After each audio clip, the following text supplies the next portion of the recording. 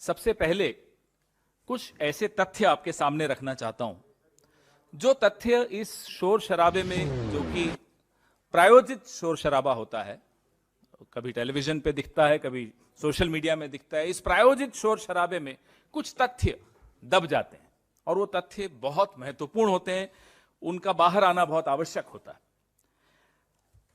बहुत अरसे से हम सुन रहे हैं स्वामीनाथन कमीशन। स्वामीनाथन कमीशन की कितनी सिफारिशें थी? 201। ये बड़ा महत्वपूर्ण है ये आंकड़ा। 201 सिफारिशों में से यूपीए सरकार 175 सिफारिशें लागू कर चुकी थी, 26 बची।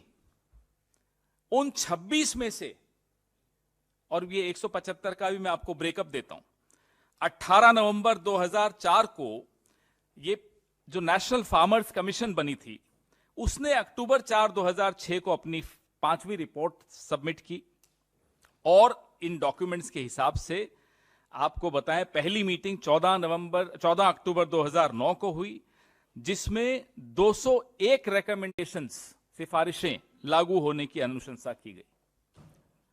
दूसरी मीटिंग जून 3, 2010 को हुई, 42 रिकमेंडेशंस तब तक लागू की जा चुकी थी, 159 रिकमेंडेशंस पेंडिंग थी।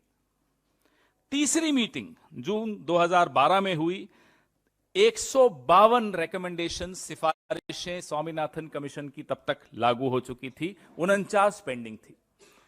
और चौथी और 5वीं मीटिंग जो हुई सितंबर 2013 और जनवरी 2014 में हुई, 25 और लागू हो गई।